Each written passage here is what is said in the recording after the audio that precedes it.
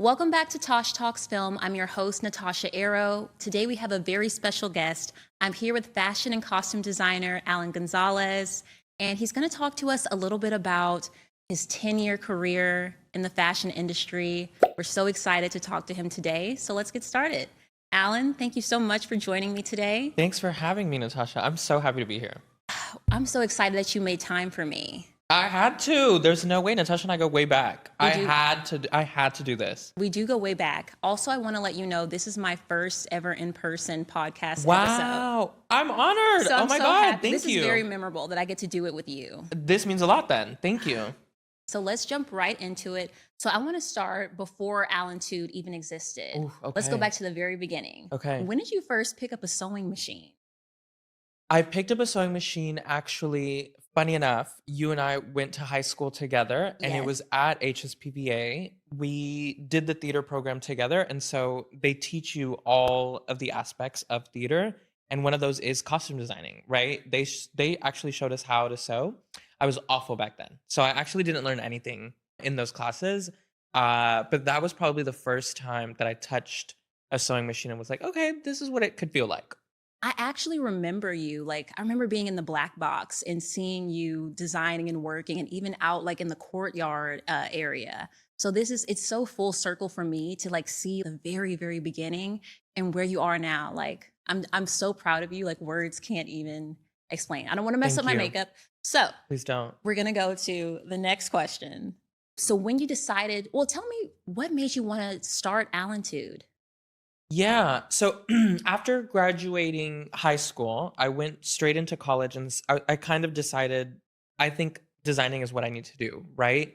We had that one fashion show that you were speaking about in the Black Box, where I sort of made costumes out of paper and bags and trash bags. And I didn't know how to sew. So everything was glued, everything was stapled, everything was just kind of thrown together.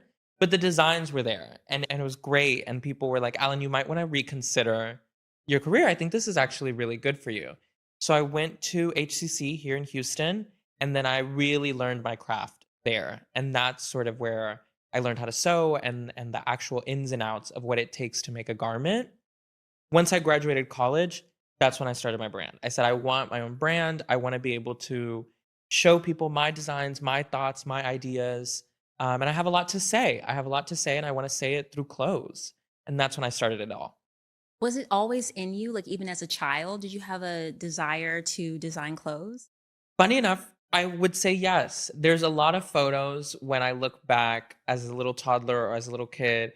I would wrap bed sheets around myself and I would just kind of tie it around and I'd be like, look at me, this is it. This is a cool design. And I remember I would have my friends come over and I would dress them up in different looks and I would be like, this is a look. And then I would have I would force my mom and her friends to be like, okay, sit down, look at what I made, look at what I made. And I would bring out their little friends and things like that. And so, yeah, I think it's always been there. Wow, I never knew that about you. I didn't know it either. Now let's talk about your very first show in Houston. Where was it? Take me back to that day. What was going through your mind? The very first show, again, right out of college, it was basically my senior thesis. I decided to do a 2-night event at the Houston Museum of Natural Science in their IMAX theater. And I had 3 different collections. We pre-recorded everything. So I took us to these wild locations with the models months before. And so we sort of recorded it all there. We went to an abandoned building. We went to this loft situation. There was so much going on. And so people entered through the Grand Hall. They went in. They got to see the collection on the IMAX screen. And so they thought that that was the runway. And then once that show was over, they exited into the Grand Hall and we had completely rechanged it while they were in there. And we had about 35 models in all of the designs, all set up and standing there presentation style. The very first That show. was my first ever show as ALANTUDE, as a brand. It was wild. It was crazy to think about it now. I'm like, how as a 21-year-old, having a day job, just having graduated college, you're barely, getting your craft as how it is. And that's what I decided to do. But I've always been the guy that's I'm going to do the most. you know? You haven't. Thank you.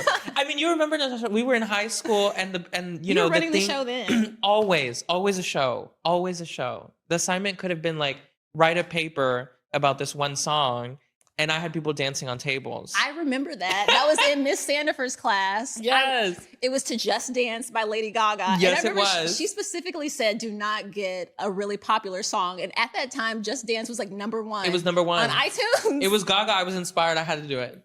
I had to. I Always should've going against the known. grain. Always going against. The seeds were always there. So that's why it's no surprise to me to see where you are now, because I saw like the inception of it. So, oh my goodness. Okay, let's move on. Okay, so we talked about your very first show, how well executed it was at 21. Yeah. Let's talk about let's go to Project Runway now. Let's fast forward to 2019. Talk to me about when you first was it like a DM? Was it an email? Was it a call? Like, how were you approached to appear on Project Runway? Yeah. Project Runway was a crazy time. By then, I had been doing my ALANTUDE thing for 3 years, right? So by then, I was like posting like crazy what I was doing. I was doing these crazy shows here in Houston. And so I guess someone noticed it, the right person noticed it, and they actually DM'd me on Instagram and were like, hey, I think you should come on Project Runway. I think you'd be great for it. I thought it was spam. I was like, this is spam. There's no way Project Runway is just going to come into my DMs and tell me to go on a national TV show. Turns out it wasn't. It was actually them. We hopped on a call, and then I went through the same audition process as everybody else. But yeah, then I was chosen, and I went on that show. It was crazy. I think I was like 24 at the time. I was the youngest one. I was the youngest contestant on my season. Where was the show filmed? Was it filmed in New York? Yeah. Okay. Our season was filmed in New York. We were in like on the Brooklyn side of it Mhm. in this giant greenhouse. So it literally like overlooked the New York skyline as we Wow. were working, as we were doing everything that we needed to do. It was, I think it like really brought out a love that I knew was always there for me. And it really just put it right in front of me. And I really was happy. And can I just say you were perfect for national television?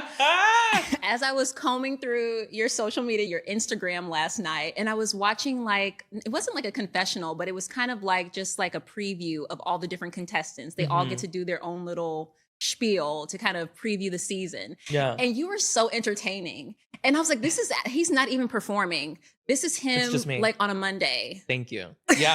Like- I do pride myself on that. Alan is good TV. You are. And then they invited you back to do, I think, Project Runway Redemption. Talk to me a little bit about that. Yeah. Once the pandemic hit, I think they wanted, to continue the show, but obviously filming in person became really difficult. So we did sort of a spinoff that was called Project Runway Redemption. And they brought in past contestants to sort of compete from their own homes. And when they called me, it was I remember that call to this day.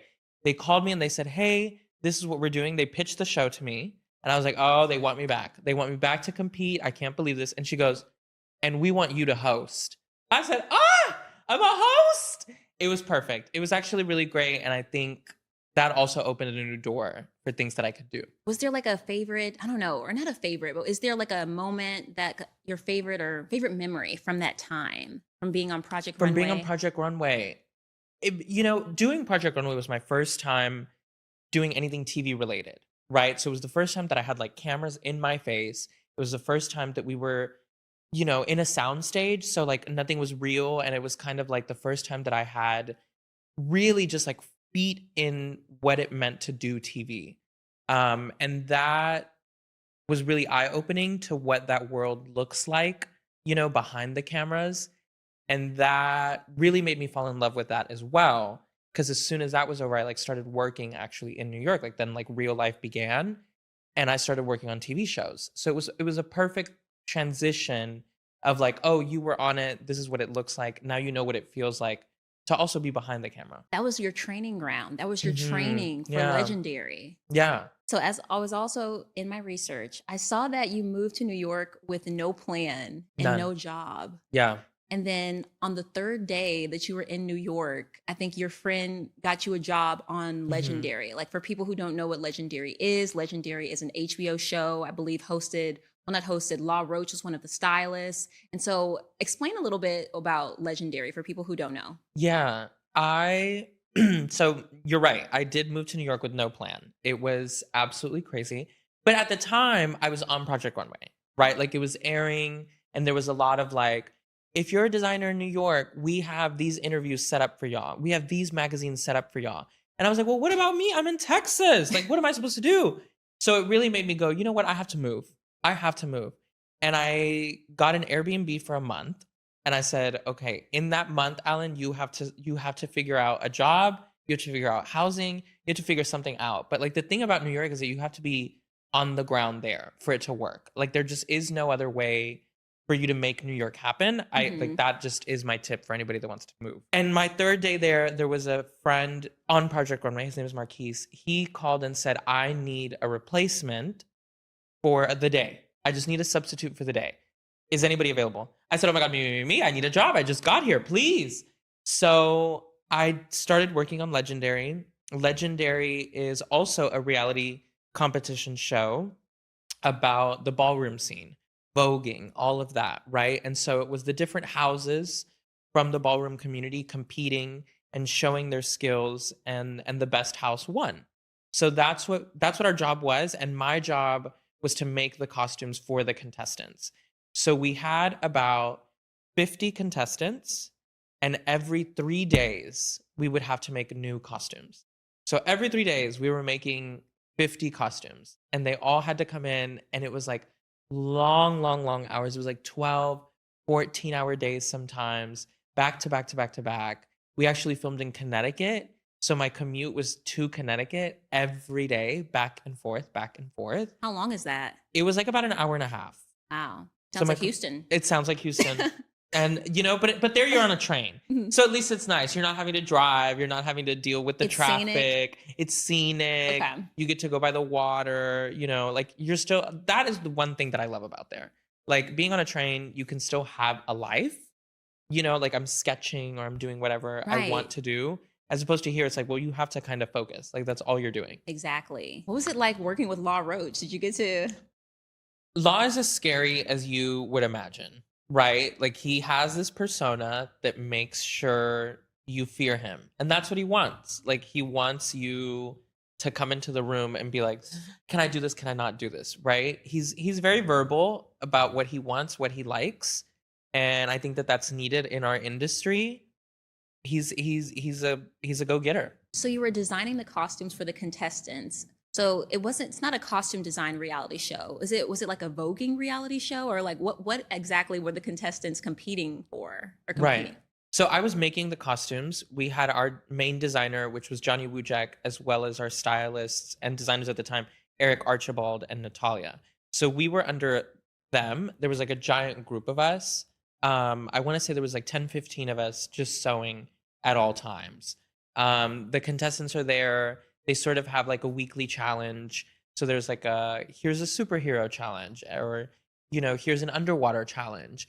And we would have to create costumes for them that are basically like stage ready. Like we're talking rhinestoned, beading. There's a lot of spandex because they do a lot of dancing and a lot of moving. Mhm. So they have to move. Yeah, I think that show really taught me how to move quickly. Like that show taught me we don't have time. We don't have time to like measure and use your precise things, which is like coming from fashion. That's what I was used to, right? Like I was used to having to do everything by the book. And I think Legendary taught me sometimes like I would just cut right into the fabric. I would be like, okay, here's a sleeve. This is what a sleeve looks like. Cut it, throw it into the machine. Let's go. Put it on him. Does it fit? Great. Done. Move on. Next. That's what I really learned from Legendary. It taught you how to pivot or how to like Yeah, handle pressure or like move in a fast-paced environment. exactly. Doing Legendary, it was like real life Project Runway. It was worse than Project Runway. So it was like you had to move, right? And it was like, we're filming in an hour. Do we have all the costumes or not? We need the costumes actually. So there was no like, we don't have it. Can we get 5 more minutes? Like, no, there's a whole team, there's a whole crew that is moving, and we can't wait on costumes. So you just have to glue things onto them and go. It sounds like each experience that you had has kind of trained and prepared you for the next. So I know you also have designed costumes for Broadway, Sweeney Todd. Let's talk a little bit about that and some of the other shows that you've done. What was like the pacing or like the timeline for you to be able to design something and then have it ready for a show? Yeah, I got to make a lot of the costumes for Broadway shows, and there's usually not a lot of time. The gigs that I'm really good at is the ensemble. So I'm really good at like making 20 of something or 30 of something, and it's like it has to somehow fit all of them. So there's usually no time. There's because you're waiting for approval from designers, from the assistant designers, from things like that. Like you're waiting to hear like, okay, what's the go fabric or not? And then once you finally get the go, it's like, okay, you have a week. So I have a week to get 20, 30 outfits completely made, right? And we're talking cutting the fabric, sewing the fabric, fitting it on them, making sure it fits, right? So it's a long process that they don't give you a lot of time for. But then again, we learned on those, I think the Broadway really taught me how to make outfits for a performance. It's very different when, okay, I'm making a t-shirt and I'm going out to get groceries today, as opposed to this is a jacket that is going on stage 7 nights out of the week, and the person in it is going to dance and they're going to fling their arms everywhere and they're going to do somersaults in it. Like the way that you make that is very different than the way that we make our everyday clothes. So that's where I sort of learned how to do performance. How do you, as a freelancer, are you still Yeah, freelancing? yeah, yeah, yeah. How do you balance it all? Like you have like these crazy timelines, a week to get, I think you said 20 Yeah, yeah, costumes yeah. ready. Like Like 20, 30 sometimes. how do you balance it all and keep yourself organized? Um, I don't think I do. Okay. Honest. I don't think I do, Natasha. And I that is a constant sort of learning curve. I've always been a freelancer.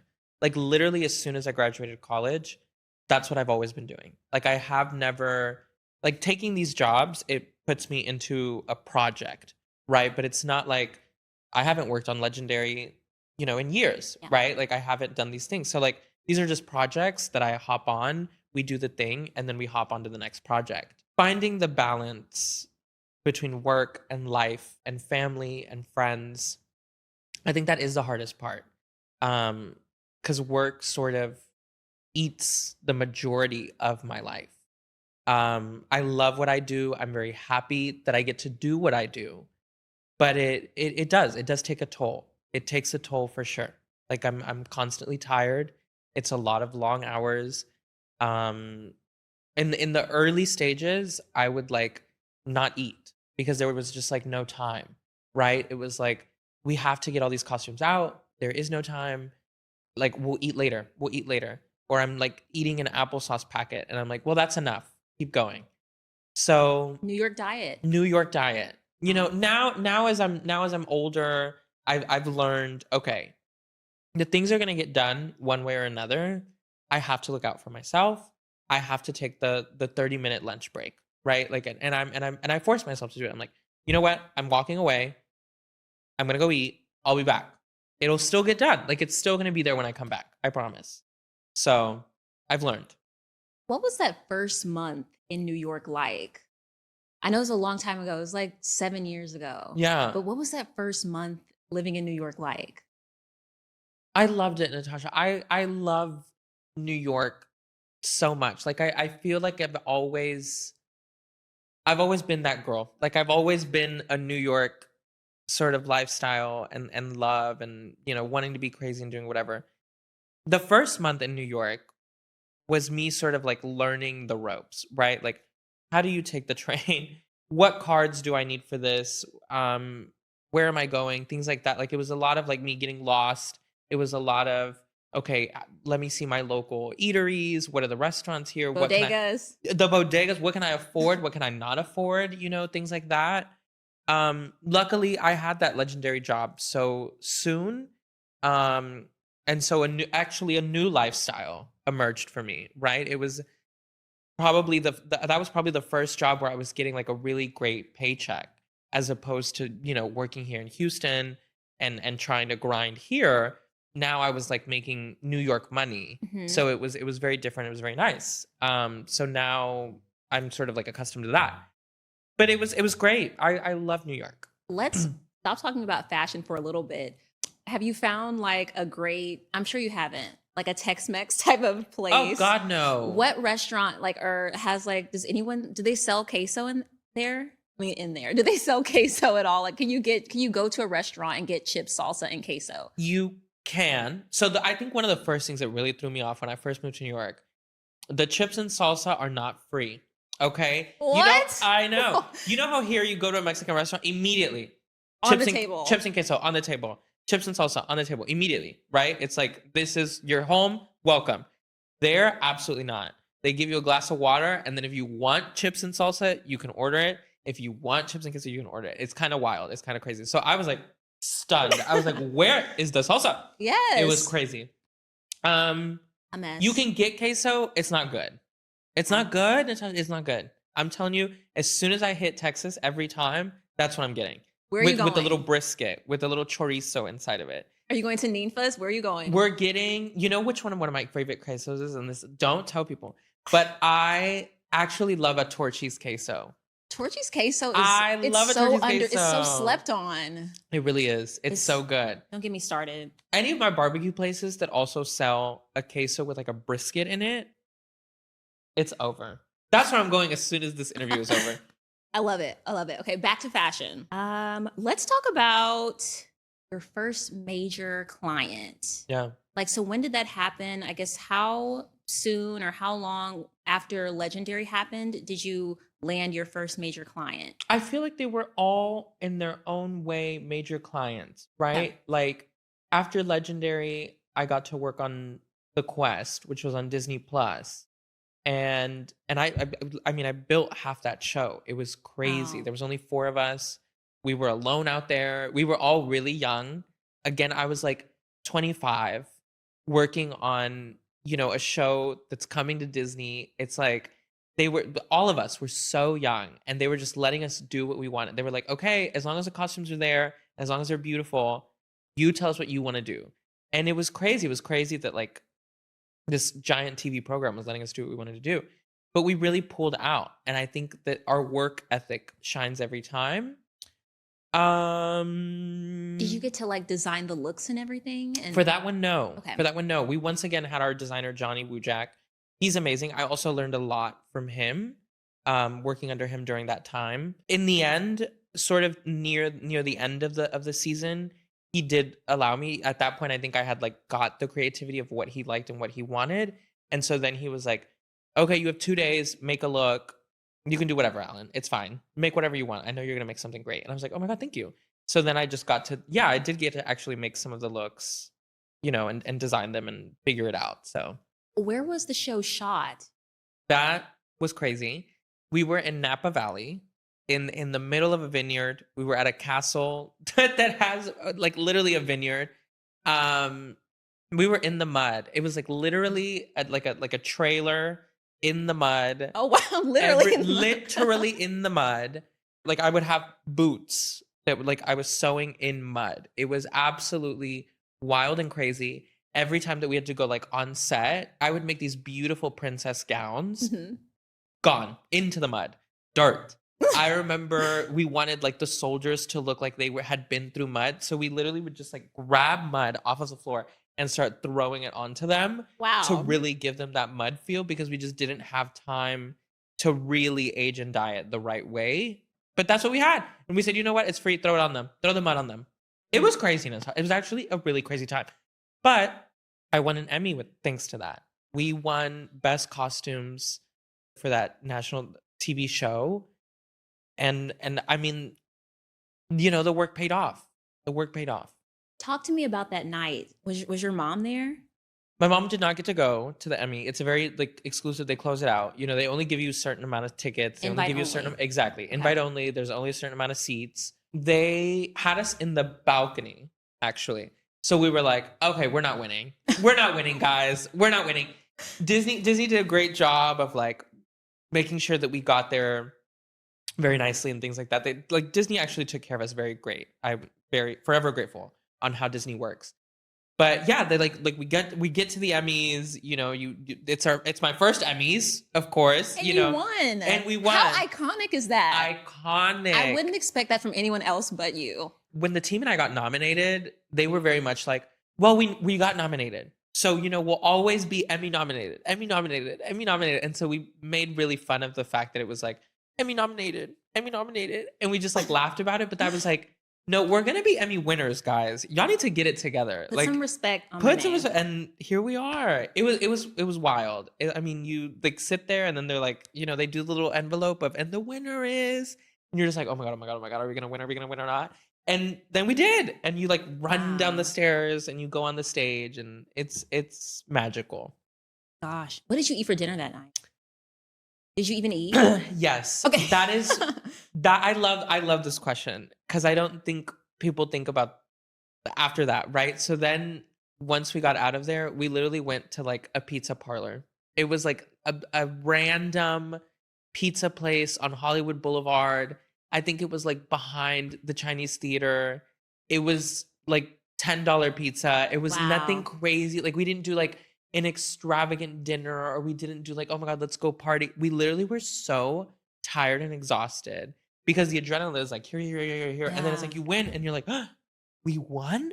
And so we just had pizza. We had a $10 pizza. And we were like, all right, this will do. I should also mention you designed the ensemble costumes for Annie Live on NBC in 2021. Yeah. So I made the costumes for Annie Live. That was the first like Broadway gig that I Mhm. was called in to do.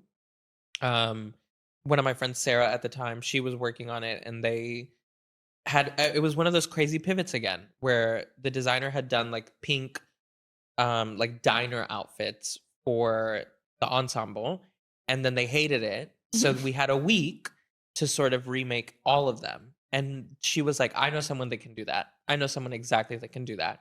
And they brought me in and I remade all of those outfits in a week. There was an ensemble.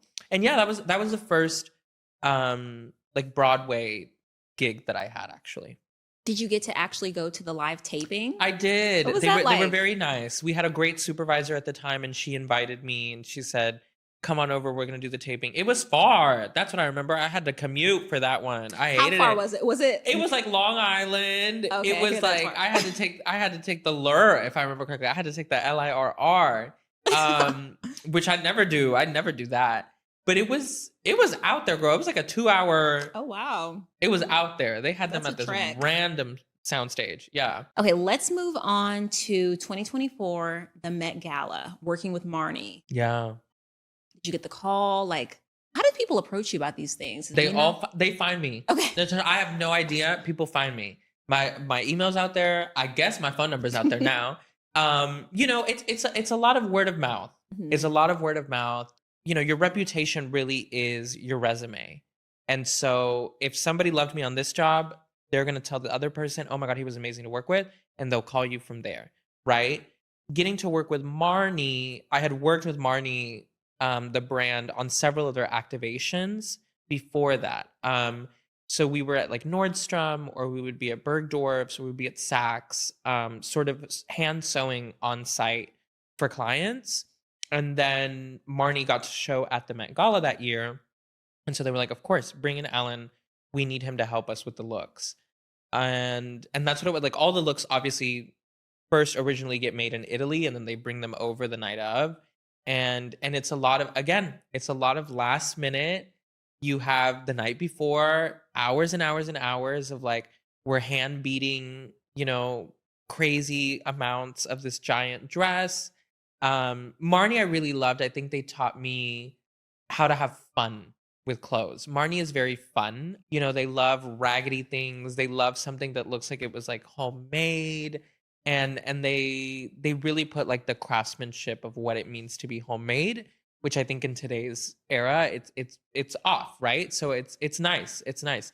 But yeah, that was my experience getting to work for the Met Gala and then getting them ready, at their hotel room, getting the celebrities ready, having to enter past all of those photographers, all of those people. It's like it's insane. It's crazy. It's a big ordeal. Wow. It's a big ordeal. Did you go up all those stairs? I did not. I did Okay. not. I did not. I said, "Y'all are dressed. I'm out of here. I gotta go home." I was tired, Natasha. A bitch gets tired. Okay. Let's talk about some of the the celebrities that you styled, it was Rita Ora, Nicki Minaj. Who were some of the other ones? Yeah, so I worked on all of their outfits. Rita Ora, I got to work with personally. She was amazing. Love her. Very, very sweet. Um, Nikki, I got to work on her outfit, but we didn't actually have to dress her. So she has her own team. So that was fine. That outfit was actually really crazy. It had a lot of like wire in it. It had a lot of paint on it. So it was just crazy outfits that we've gotten to do. Throughout your career, throughout your 10-year career, you have designed so many, like just even hearing you talk now, hand beatings, such intricate outfits. Like what was like one that was maybe the most challenging or the one that just maybe took the longest? None of them get to take long because I don't have the time. Okay. We never get the time for them to take long. Like what was the most intricate one? The most intricate design that we've ever Or worked have they all on. been really kind of They're all crazy. Like okay? every single one of them has their own thing, Hmm. right?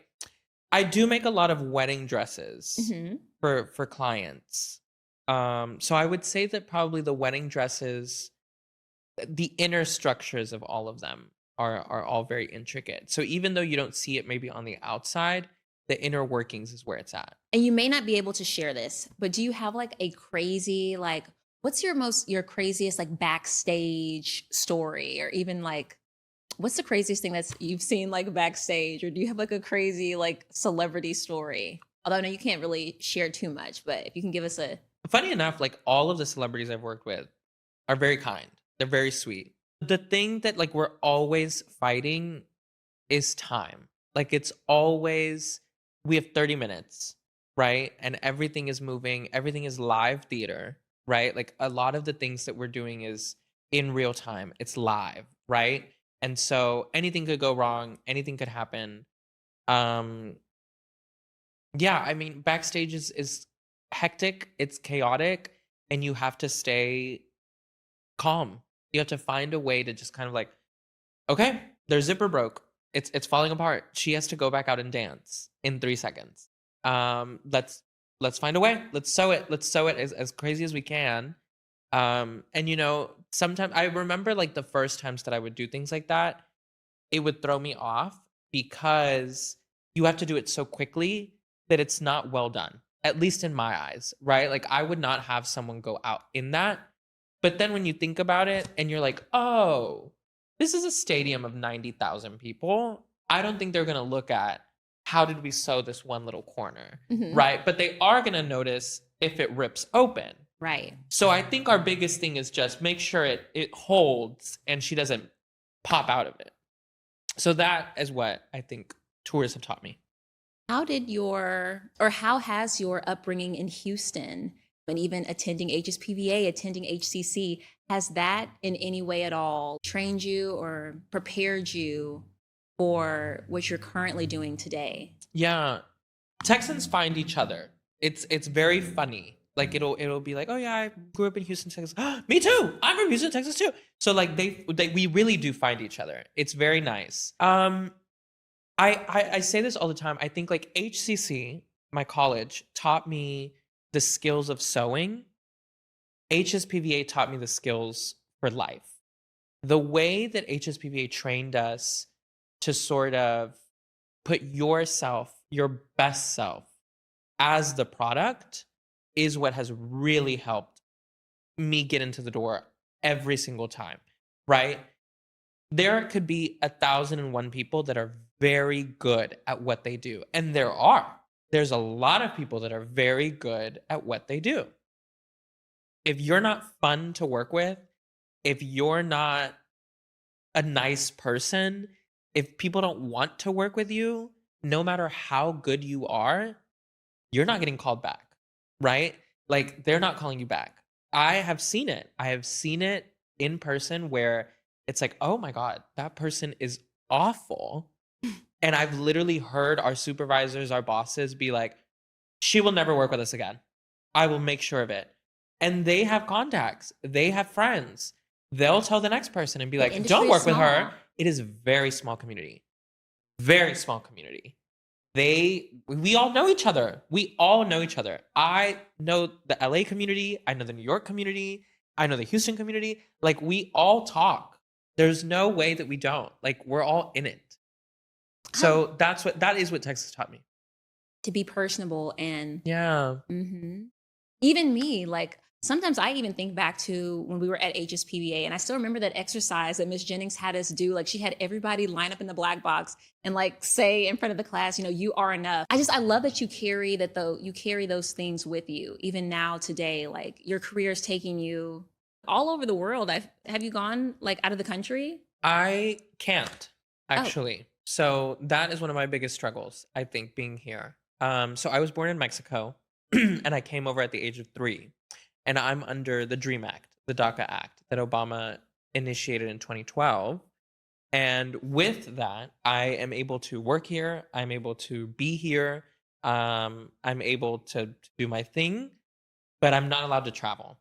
So sort of the way that America sees it is it's like, you want to be here, then you have to be here. So the minute that I step out of America, I'm not allowed to come back in. And that is a problem, you know, and there's no solution to it currently.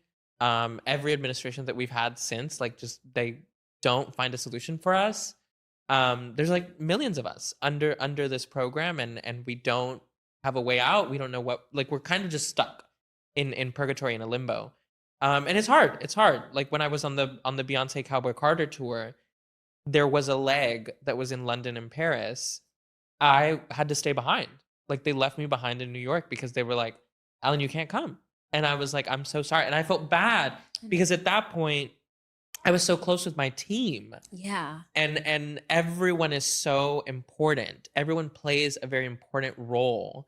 And so the minute that I was taken out, it was like, What are we now gonna we do? all have to pick up Alan's weight, which was a very heavy weight at the time. And they struggled, right? And I miss my friends, obviously. And it's hard. It's hard every time. How do you like take care of yourself? Like, in those, like, with your job, there's a lot of high pressure moments, like even things like that. And then you're always down to the wire. How do you take care of yourself? Like, just to make sure that you're okay to do your job. I've learned to breathe. I've learned to just kind of like take a second. My family is very supportive. I would say my family and I are very close.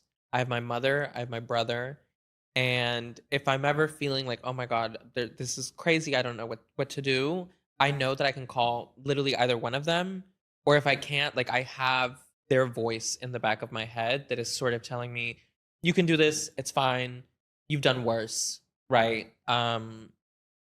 It's hard, and I do try to take those moments. Like, I remind myself, as hard as the job can be sometimes and you're in it, I do take a moment to be like, wow, I'm here. Like my work that I'm doing right now is on stage for a stadium of thousands of people that are looking at it, right? So like when you're standing in the middle of the stadium, it kind of is wild. Like, it's wild. What does that, expand a little bit on that? What does that feel like when you just get to see your work on stage under all of those lights? And like you said, like huge stadiums, like Yeah. thousands, hundreds of thousands of people. Like, how does that feel? Take us to like that moment. It's chilling. Like, it really is just like chilling. Like, you feel the crowd, the sensation of a giant crowd that is just shaking is there's no feeling like it. It's really amazing. It's really cool. It makes it worth it. Let's fast forward. Let's talk about the reason why you're in town. Oh, okay. 10 years of Tude. 10 years of I haven't even Tude. asked you, how does it feel to be 10 years in your career and celebrating that at home in Houston where it all started? How does that feel? It hasn't hit me. It has not hit me that it's been 10 years. I think it's kind of crazy. I will say, I was like, oh my God, thank God we have things to show. You know, like, could you imagine we're celebrating 10 years and I didn't do anything? Oh, that would be awful. So I'm happy. I feel blessed. Like, it's crazy just to think of everything that we've done in those 10 years. And I had to come back to Houston, right? Like, this is where we had the first show. So I was like, you know what? We have to do that same exact show again. It was a crazy show. Let's do it again. And I'm excited. I had to. You know, Houston is my hometown. I want to back up a little bit. Let's back up to, I think, was it last year when the Cowboy Carter Tour stopped in Houston? What was that like? It was nice. It was so nice. I don't have time, right? Like when you're on tour, you're working. So a lot of people are like, "Oh my God, you're in Houston. Let me see you. Let me see you." I'm like, "Girl, I'm unless you're coming backstage to this stadium, you're not seeing me. You know, you're just like stuck in a back room. So I'm not gonna be able to see people when I come home. But it is really nice, like of course Beyonce is home H Town. So Expand a little bit on what was it like to see your designs in Houston on Beyonce? yeah, everything that we've worked, right? Like of course Beyonce brings in big designers. So of course these are all going to be big designers that are on them. Um It is kind of crazy though to still think like, oh, I worked on that, right? Like I was sewing a zipper into that. I was making sure that the leg is right or the fringe is right, or I added a bunch of stuff to them.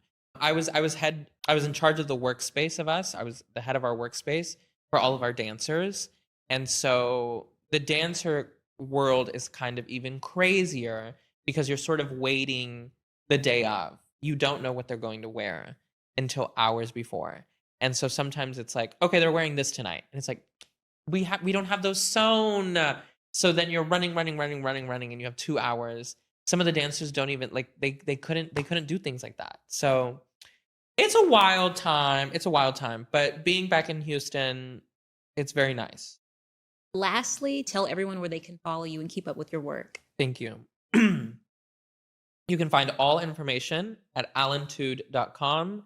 That's ALANTUDE.com. And that's also all of our social media. So everything is going to be at AlanTude. Thank you so much, Alan, for joining me today for Thanks this for special having me, conversation. Natasha. Of course, anytime you want to come back. Of course. Thank you guys so much for tuning in, and we'll see you next time.